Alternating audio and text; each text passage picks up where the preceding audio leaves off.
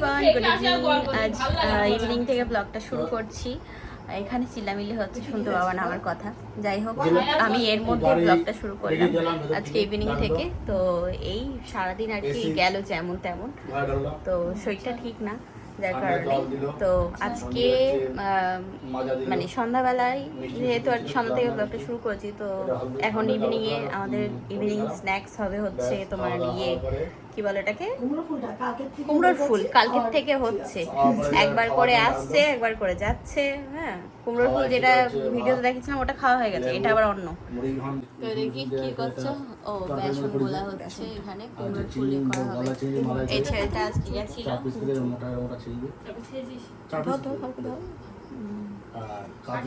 এই ছেলেটা যে গেছিল ইয়েতে তোমার ভাড়ায়, সেই সব গল্প হচ্ছে। ফুলকপি আলু টালু দিয়ে কাতলা মাছ এই করেছে বাবা, বিশাল ব্যাপার। মাংস এই যে এখানে এখন বানানো হচ্ছে পকোড়া। দাদা ভাই যাবে হচ্ছে বড় গাড়ির ভাড়াই, তো এই জন্য এই যে গাড়ির সিট খুলে রাখছে। হ্যাঁ, এখানে একটা খুলে রাখা হয়েছে, আর ওগুলো নিয়ে এইদিকে নিয়ে চলে এইখানে। মাকে পাঠালাম এখন দোকানে, তো সন্ধ্যাবেলা চা খাওয়া হয়নি, চা খাবো। মাকে পাঠালাম দোকানে এই কারণেই, রাতে মানে ভাত রুটি খেতে ইচ্ছা করছে না। তো মাকে বললাম কি, মা পাস্তা বানাবো, পাস্তা খাবে? তো মা বললো হ্যাঁ ঠিক আছে, তাহলে একবারে রাতের জন্য বানিয়ে নে। তো এই আর কি বসে গল্প করতে করতে রাত কখন হয়ে গেছে বোঝাই যায়নি, বাজে এখন 9:30। তো এবার বানাবো, বানিয়ে একবারে খেয়ে ঘুমিয়ে যাব। আর হ্যাঁ, পাস্তা এর আগের আমি তোমাদের সাথে শেয়ার করেছি যে কিভাবে বানাই না বানাই। এখানে আমি জানি না কি সবজি পাবে কি পাবে না, আমি পাঠালাম, বললাম যে গাজর বিনস তারপরে তোমার ক্যাপসিকাম যেগুলো আর কি পাও নিয়ে এসো। তো দেখা যাক এখন কি পাওয়া যায়। আর আপাতত পাস্তা বানাতে আমি যে পাস্তাটা ইউজ করি, এটা হচ্ছে দিসানোর এই পাস্তাটা, যেটা 100% গম দিয়ে তৈরি, ভীষণ ভালো। আর যদি কারোর কোলেস্ট্রল থেকে থাকে বা কেউ যদি কোলেস্ট্রল মুক্ত একটা ভালো জীবন চাও, তাহলে আমি বলবো যে দিসানোর এই অলিভ অয়েলটা ইউজ করো, যেটা জিরো কোলেস্ট্রল। আর যদি কারোর মানে শরীরে কোলেস্ট্রল হয়ে থাকে, তো সেটাকেও কমাতে সাহায্য করে।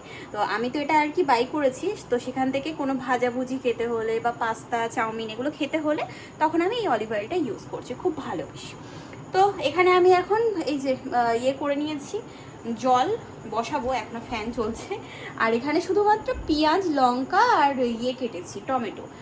তো মা আসুক আস্তে আস্তে, আমি দেখি যতটা পারি। এর মধ্যে রয়েছে প্রোটিনের ভালো সোর্স, হেলদি স্ন্যাক্স আর স্যালাড বানানোর জন্য একদম পারফেক্ট। এর পারফেক্ট শেপ আর সাইজের জন্য খুব ভালোভাবে সস আর ড্রেসিংস এর ভিতরে ঢুকে যায়।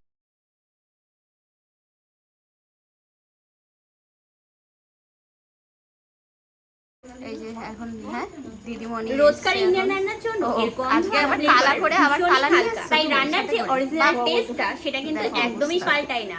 এর মধ্যে রয়েছে জিরো কোলেস্ট্রল। এর মধ্যে হাই স্মোকিং পয়েন্ট থাকার জন্য বাড়িতে মায়োনিজ বানানোর জন্য এটা খুবই ভালো। এর পাশাপাশি শরীরের খারাপ কোলেস্ট্রলের মাত্রাটাও কমাতে সাহায্য করে।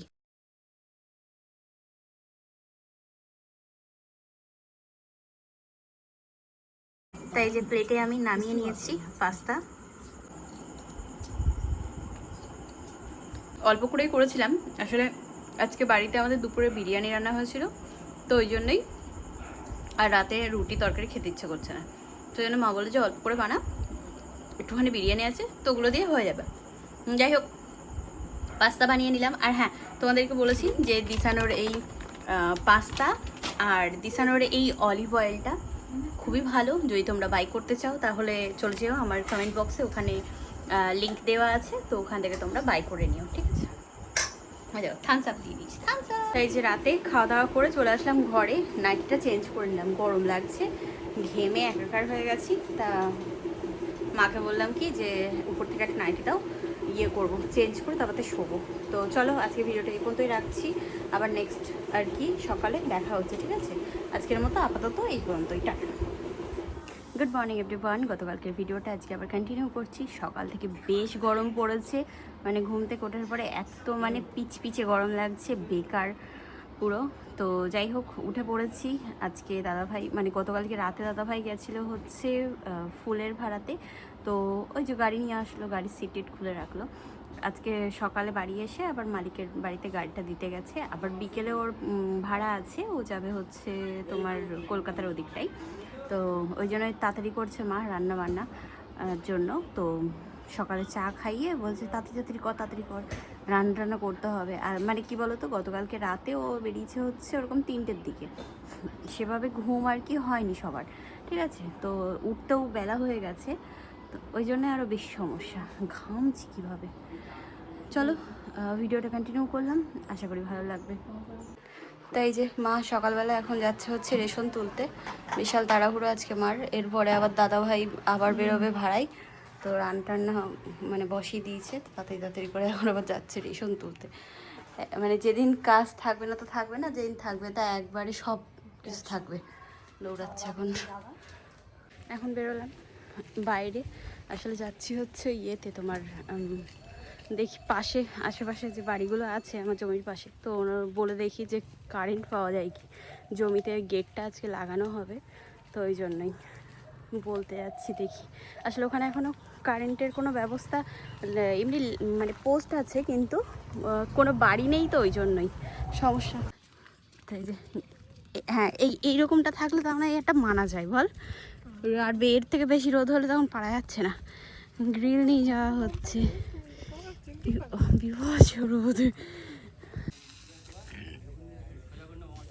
তা ওই যে জমির ওখানে আর কি গেট লাগানো হচ্ছে, ওই ঝালাই টালাই করা হচ্ছে, তো আসলে ওখানে এত রোদ দাঁড়ানো যাচ্ছে না, তাই ভিতরে এসে দাঁড়িয়ে আছি। হ্যাঁ অবশ্যই, একদম ঠিক বলেছো তুমি, এটার জন্য তোমাকে একটা অ্যাওয়ার্ড দেওয়া হবে, ওয়েলকাম। এতক্ষণ বাদে এখন গ্রিলটা লাগানো হচ্ছে, অনেকটা টাইম আর কি দাঁড়িয়েছিলাম। দেখ এটা সেটিং করতেও তো সময় লাগবে না।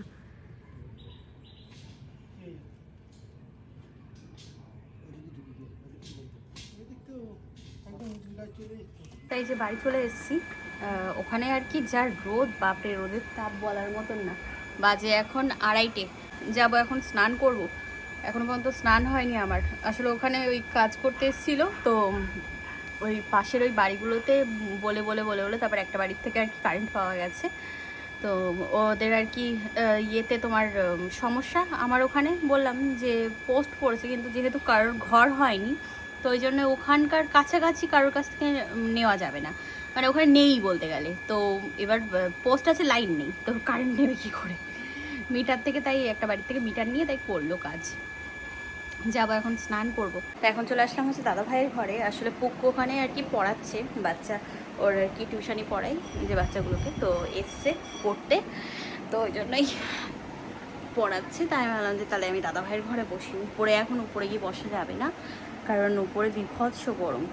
আর হেয়ার ওয়াশ করেছি, তো চুল ভিজা আছে, সামনের দিকে চুলগুলো শুকিয়েছে, বাট পিছনে ভিজা এখনও পর্যন্ত, এই ভিতর দিকটা, ওই জন্যই ছেড়ে রেখে দিয়েছি।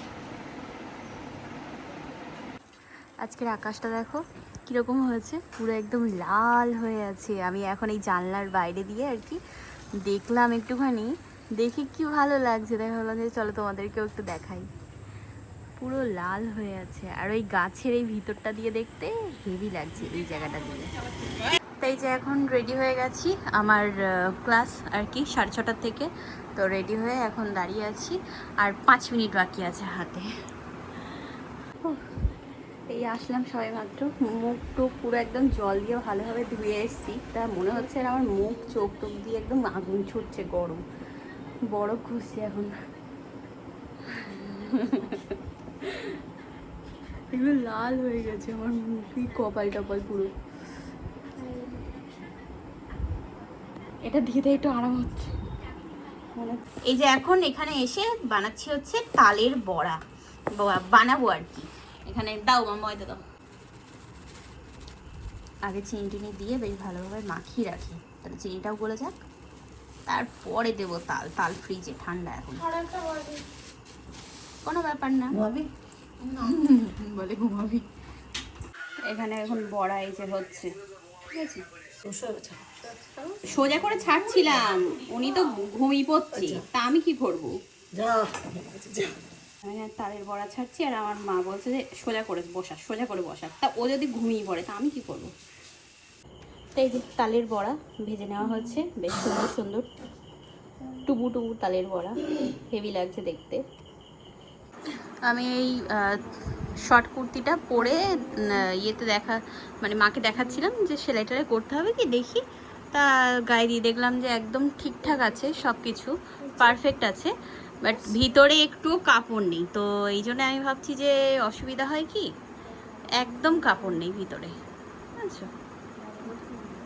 আর এটা যেটা আমি পেয়েছিলাম গিফট, এটা একদম ঠিক আছে, একটুখানি মারতে হবে। তো ওটা মাকে বললাম যে তুমি সেলাই করে দাও তাহলে। আর তাছাড়া ঠিকই আছে, হাত তাতগুলোও ঢিলঢাল আছে, মানে ঠিক একদম। কালারটাও বেশ সুন্দর, ভালো লেগেছে বেশ। এখানে যে সেলাই চলছে, আর ওই যে একটা শুয়ে আছে ওখানে, অল্প অল্প করে। হ্যাঁ, এই যে এখন চলে আসলাম ঘরে, রাতের খাওয়া দাওয়া হয়ে গেছে, সব কিছু আর কি কমপ্লিট। তো এবার ঘুমানোর পালা, তার আগে ভিডিওটাকে এডিট করে তারপরে তাই ঘুমাতে হবে। আমি আর পুপু চলে এসেছি, মা তো উপরে।